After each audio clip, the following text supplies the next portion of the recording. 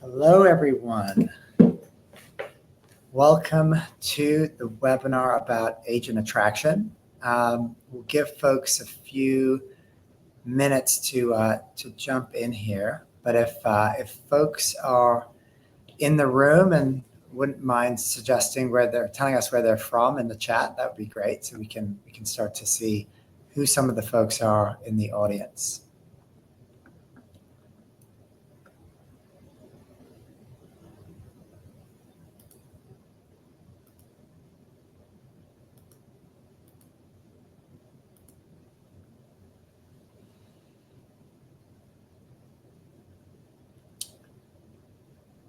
All right. We have some folks from Colorado. Thank you, Laura. Appreciate it. Some folks from Austin, Texas. Nice to see you, Noel. Thank you for joining today. Tamale from Tampa. It's great representation around the country. I'm not able to see all of you, so if you are in a position where you want to ask a question, we have Gina from New Hampshire. Please just put it in the chat. I'll get right to it.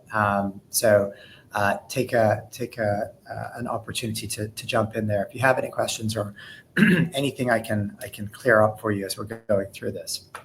All right, so we'll get started.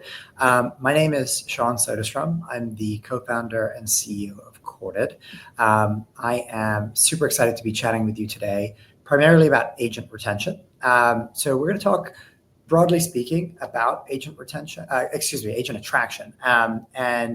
We'll be talking a little bit about the size of the opportunity, what types of agents move. We'll look at some data, and then we'll look at Corded specifically and how many of the fastest growing organizations within EXP, as well as the corporate team, how they're using Corded to their advantage when it comes to agent attraction. So I just want to maybe start with the size of the opportunity. So I'm going to start sharing my screen here. And what I'm going to do is pull that up. Let's see. Hopefully you'll be able to see it in a second here. So what we're going to start looking at is just the amount of movement that we see in the industry, right? So people talk a lot about agents migrating, and I think one of the important things to do is to put some context into, well, how much actually moves, right? So when we think about it, agent recruiting is pretty consistent year over year. So in 2022, we saw about 18% of agents moving. In 2024, we saw just under 15% of agents moving. And so you can actually see here which types of agents move more than others. And this is kind of broken up by production. So the group that moved the most in 2024, as you can see, is that $1 to $5 million sales volume band. And so, first of all, why is this important? If you're actually going through a proactive agent recruiting or agent attraction process, it's worth paying attention to which types of agents move more than others. Now, this chart's a little bit misleading because there are not as many agents in the $5 to $10 million production bucket as there are in the $0 to $1 million production bucket, for example. So if we actually look at this slightly differently and we say, how much sales volume actually moves between companies and where did that come from? We start to see the typically most attractive segments for you to think about if you're going after agents on a more proactive basis. So clearly here, 78% of the sales volume that's moving between companies is actually coming from that $1 to $25 million production band. And I think there's kind of two interesting insights here. Hi, Irene from Miami. There are some folks, people, the biggest producers in the country, when they move, they tend to get a lot of media attention, and it's picked up in newspapers and rankings and whatnot. But top producers moving only account for about 9% of the sales volume that moves around the country. So that's kind of one end of the spectrum. At the other end of the spectrum, it's not to say that recruiting brand new agents is wrong or doesn't work, but in terms of the production that they end up contributing to brokerages, we're seeing kind of very depressed levels of that. And there's a NAR stat which is quite commonly referenced, which is 85% of agents drop out of the industry by the end of year 2, which is really unfortunate. And often it's because they're not finding the right company to be a fit, that's a good fit for them. Now, I think that those numbers are actually going to be higher when they come out, when they look at 2024. So this idea of basing your attraction strategy exclusively on brand new agents to the industry can ultimately not yield the most productive strategy, because it's harder and harder in this depressed market for folks to be able to actually make an income. And so thinking, I'd encourage folks to think about this kind of $1 to $5 million segment as kind of one of the primary areas where you can get a lot of agents moving and a lot of production comes along with them. And we actually can do this on Courted for each specific market, and we're not going to have the time to do that right now. But these are the types of things that we tend to look at. Hi, Ken from Detroit. When we think about the types of agents to go after. I'm going to jump into probably just one more slide here, and then I'm going to talk specifically about the platform, and I'll kind of show you some of that. So when we just generally speaking think about the 3 best practices when it comes to attraction, and I should have preferenced, don't hold this against me, but I used to lead national expansion and growth at Compass in the early days and spent a lot of time recruiting agents. This is many years ago. There are kind of 3 themes that came up when running kind of an efficient process. And this can be if it's just you doing it, but this is also true if you're in an organization where you have a lot of different people participating in the process. The first is that we target extremely precisely. So this idea of we're going to email everyone at an office or email everyone in an MLS, that typically doesn't yield the best results. What we want to do is to look at characteristics in the agent's business that might mean that they're more likely to engage with me. So let me show you how to do that in a second. The second thing is, and I know that all of you are going to be able to relate to this concept of mass communication, while it's easy to send out, is not particularly helpful to receive. And it's very clear when an email is sent to many people. And so people have a very good kind of radar for that. And what people really want is for you to show that you're communicating to them specifically. And so the key thing in attraction when it comes to communication is that we're going to want to celebrate something really specific about the agent's business. If we can celebrate something that they may not even know about themselves, that's really where great things happen. And then following up diligently. Actually, in practice, what that looks like is if you can be the first to celebrate a notable thing in the agent's business, and you can imagine kind of being on the receiving end of this, your listing goes pending, and then the first person to celebrate you before it even closes, when it's just gone pending, if it can happen within an hour of that listing going pending, that's where you can really get someone's attention. And so what we're going to show you on Courted today, and we're not going to have time for a full exposition of the platform, but the idea of the platform is to use data to your advantage, right? And to actually get you to the point where you can reach out to someone extremely quickly. So I'm going to jump into the platform here.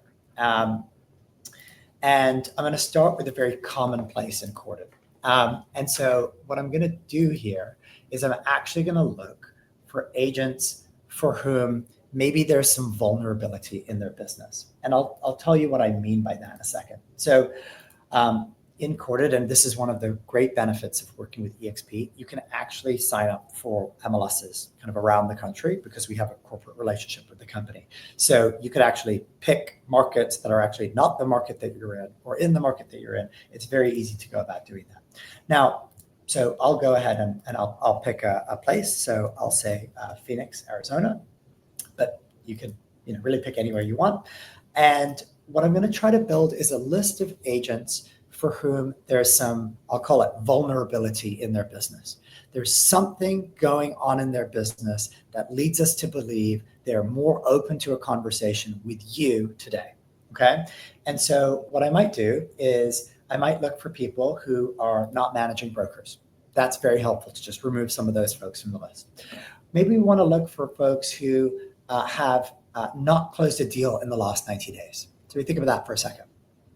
We do want people who are producing, so we might want to put a minimum for production, and I'll actually go ahead and do that. So I could put it in terms of units, or I can put it in terms of of sales volume, which I'll do here.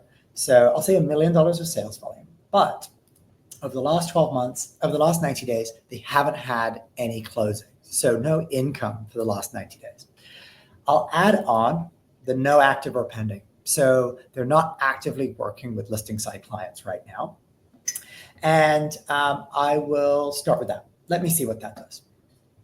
So I have 754 agents that meet these criteria. Okay. What I'm going to do is narrow down the list. And this is what we're talking about with precision targeting. We're going to try and develop a small list and have high quality communications to that list.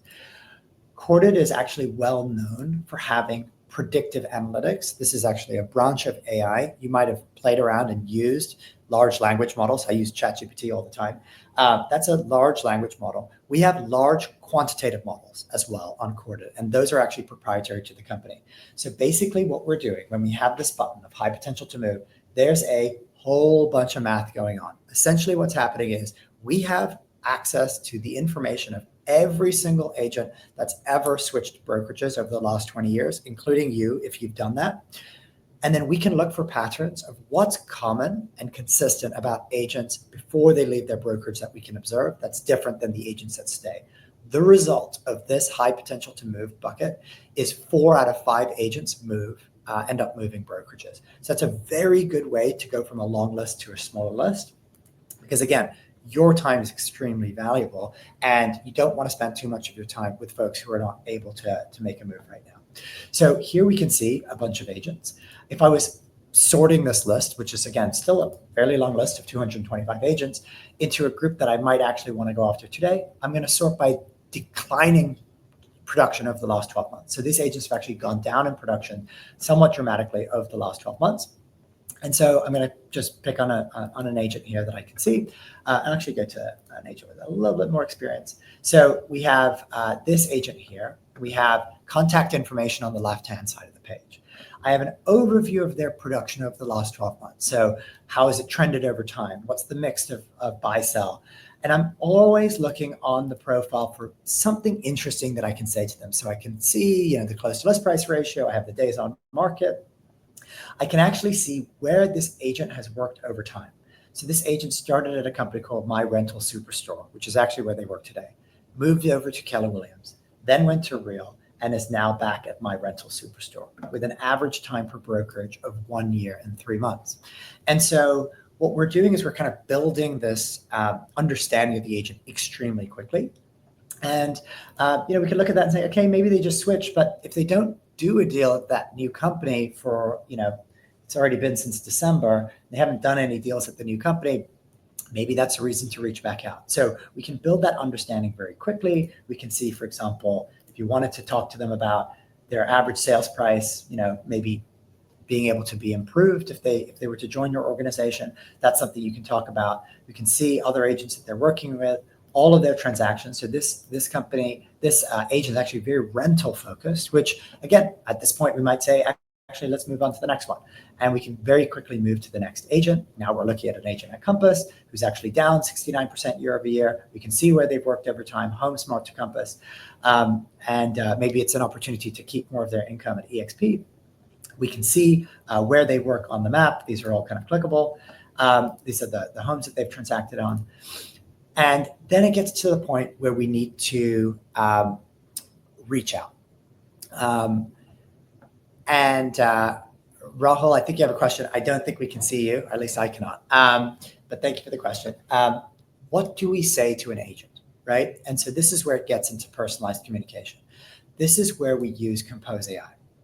And Compose AI is our large language model that sits on top of MLS data that's updating in real time. So the problem in my experience with recruiting when it comes to communication is either we're trying to be efficient, so we're trying to send out a lot of communications, or we're trying to be effective. So we're going to spend 40 minutes going to 5 different places to figure out what to say to them. Compose AI is attempting to bring that all together. So this example is actually an email that you could generate. And if you click on that right there, you're actually going to get that email in wherever you sent emails. That's going to be visible in your sent folder. It's going to come from you. It's not going to come from Corded. And so you can see that right there. You can also flip that over to a phone call script and talk a little bit more about the benefits of the company or your organization. And you can see this type of message is being generated. You can translate it into other languages. You can make it less salesy. It's very customizable over here. And this is the way that we attempt to never have writer's block when it comes to reaching out to an agent. So we can actually get to the point where we say every 2 minutes that you're uncorded, you should send one of these messages to an agent. Now, you may be asking, okay, and I get this question a lot, what happens if I reach out, I leave a voicemail, and I don't get a response back from the agent? Is it time to stop? The answer is absolutely not. We should not be transactional when it comes to building relationships for attraction. We should be consultative, and we should be building relationships. So what does that actually look like, right? Aside from just, I need to call the same 15 people every single day. You can actually go to this section here, which is pipeline real estate activity.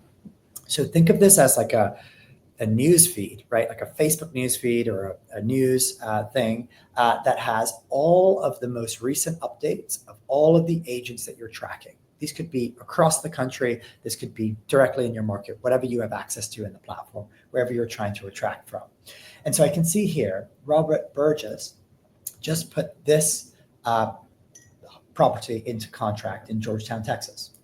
So if I was trying to be, really on the front foot when it comes to attraction, I might actually think about giving him a call, but we're not doing a big introduction. At this point, we're just trying to celebrate the thing that has occurred, right? And so this is going to be a way where we can actually continue to build the relationship and nurture things that are going on. And we can have different triggers for what's actually, what we're being notified. And so it could be the new listings. It could be that I want to reach out to people when there's expired transactions and offer a note of celebration. With an expired, it's condolence and how can I help? And this is a tough market. All those types of things. So very easy to go through and do that as well. We also, for those that are pressed for time, and I'm sure all of you are very, very busy. We actually have a different view, which is we will actually recommend agents to you. And so those would be maybe people who have done a deal with folks at EXP, people who have worked at the company and subsequently declined, people who have a high likely to move and no active or pending near you. So you can kind of see all of those types of things here as well. And this is a way that we bring 30 agents to you in a way that you don't even have to go searching for them in the first place. Now, there's another way of thinking about things. And so let's use that an example maybe of looking in the, in the Miami area, because I can see that Irene is calling in from Miami, Florida. So you may be curious, like, what's going on with the different companies in the local area? And so this is a way that we can see all of the different things that are happening for all of the different brands. And we can search for specific types of companies, big companies, small companies, growing companies, shrinking companies. And what we can see here, for example, is that Keller Williams in Florida is actually down 14% year over year. Relative to the other companies, you can see EXP is up 14%. Keller Williams is down 14%. So this makes me curious as to whether I want to consider a recruiting strategy that is more focused on a specific company, maybe where there's some relative weakness. So if I go over here, I can see, yes, that they recruited, close to 200 agents, and 151 agents left Keller Williams in the Miami area of the last 12 months. And I'm kind of curious if there are some specific areas I want to dig into. So now we're looking at, Keller Williams in the greater Miami area with 1,700 agents. And 948 of whom have done a deal in the last 12 months. Production's down. What I'm curious about is when agents are leaving Keller Williams, where do they go to, right? And so what I can do here is I can see 151 agents left and $228 million of sales volume left over the last 12 months from Keller Williams in Miami. What I'm going to look for here is, where did they go to? And this is where I find something quite interesting. The company that Keller Williams in Miami has lost the most agents to over the last 12 months is actually EXP. And I actually see the individual agents that have left and come over to EXP. And so when I look at something like this, I'm thinking, here's an opportunity for me to capitalize on this trend of folks moving over to us. And so we can actually take a look and we can say, okay, which are some of the offices that we care about? And if you're looking at Keller Williams Eagle Realty here, for example, they're down 30% year over year.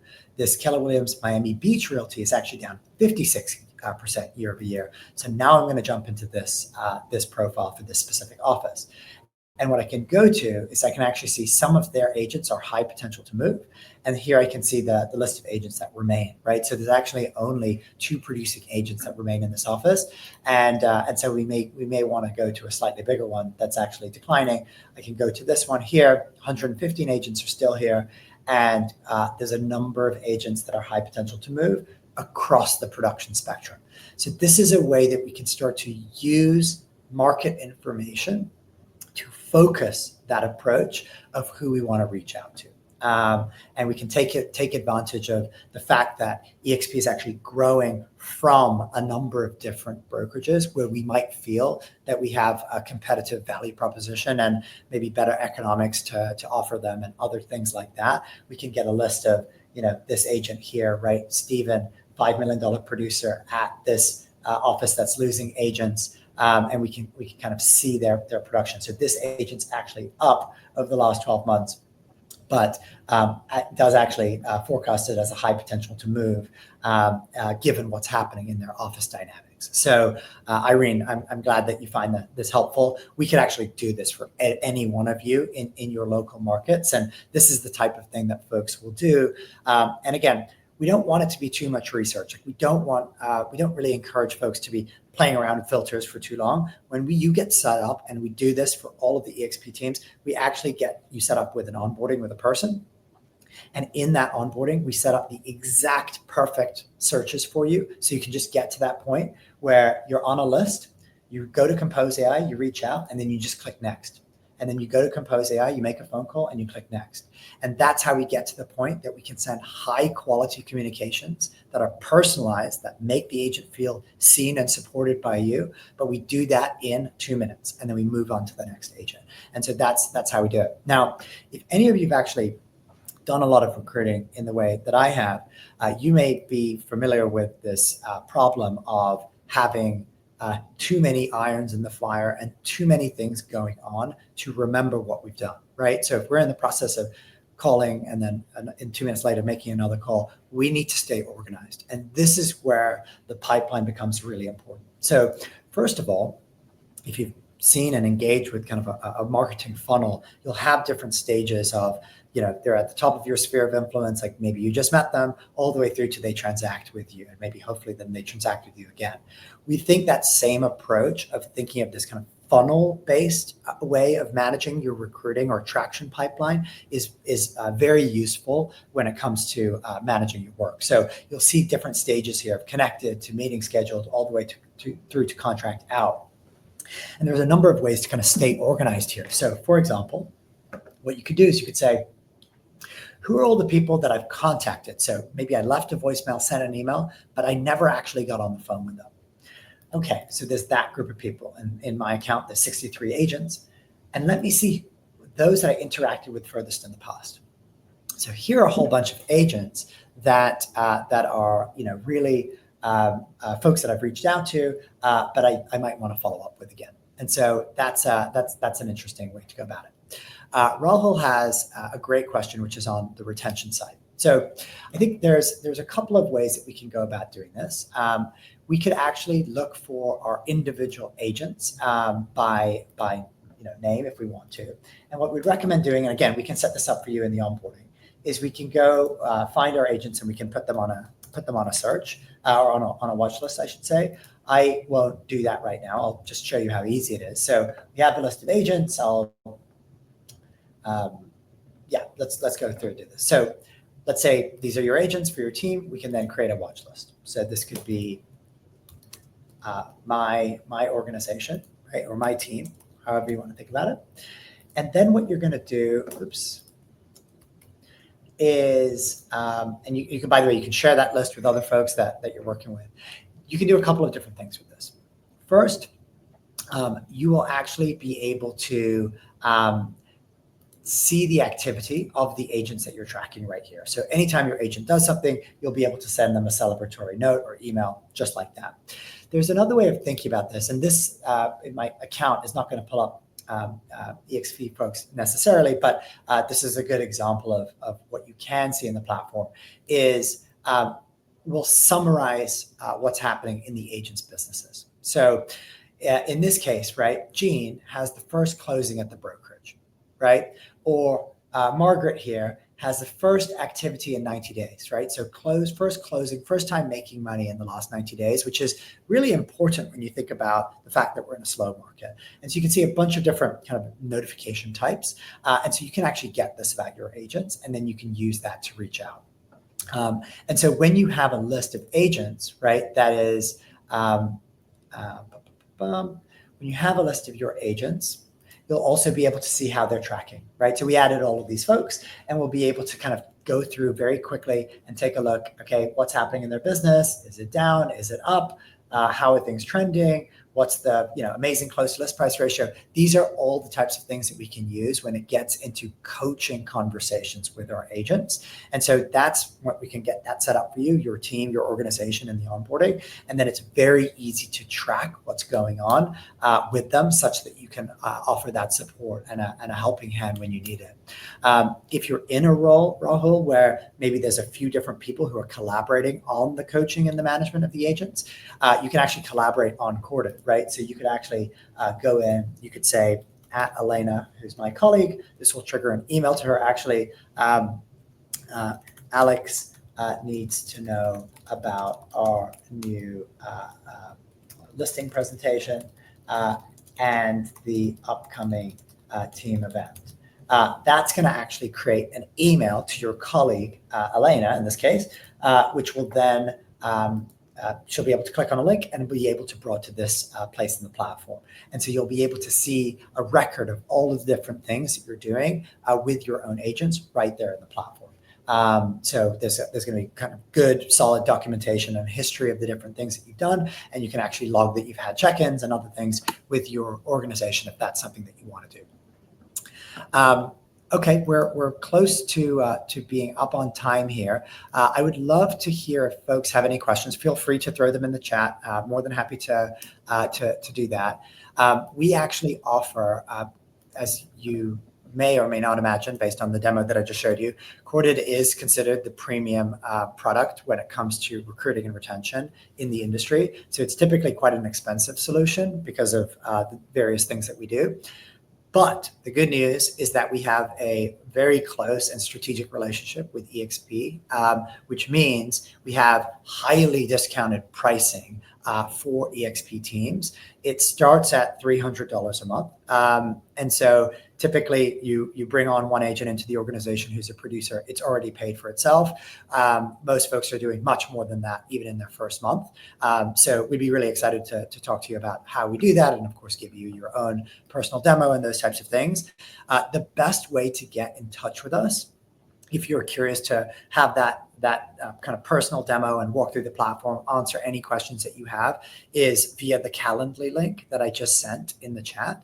So if you click on that Calendly link, it will schedule a time with someone on my team, and then we'll be able to answer any specific questions that you have. But we're lucky to have had something like, I think it's like close to 100 agents sign up over the last, since EXPCon. So we've had a lot of really good traction with the organization in terms of folks who are, in fact, looking to make attraction a big part of the strategy this year.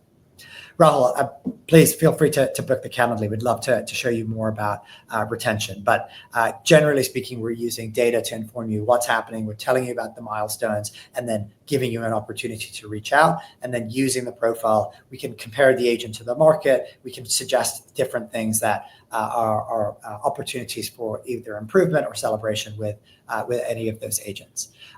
Laura has a question, which is, I want to be sure I understood correctly.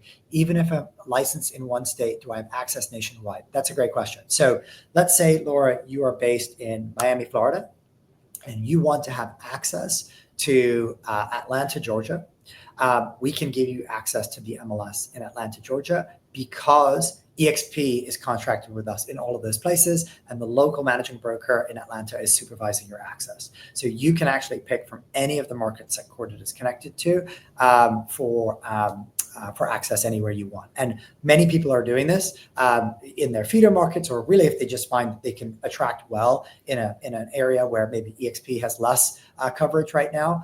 You can pick and choose, and we'd be happy to talk to you about how you do that if you schedule time with our team. Thanks. Does anyone have any questions that I can answer while we're still here?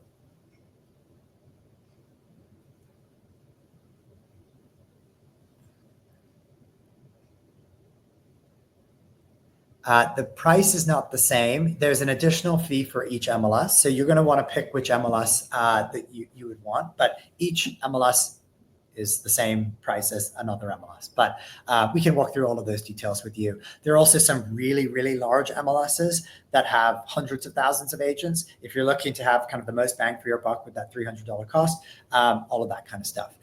You can absolutely add things like birthdays. We also know when the agent switches companies, so we have that. Irene, yes, good question.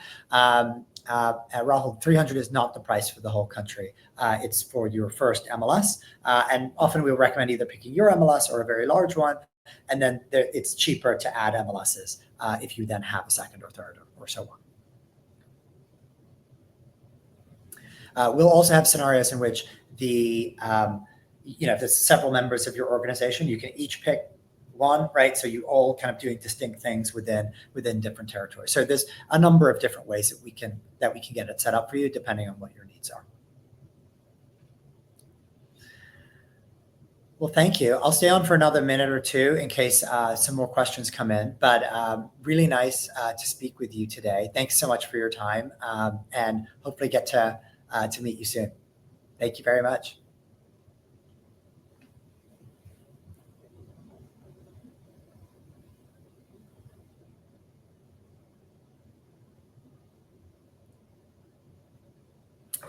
Bye, everyone.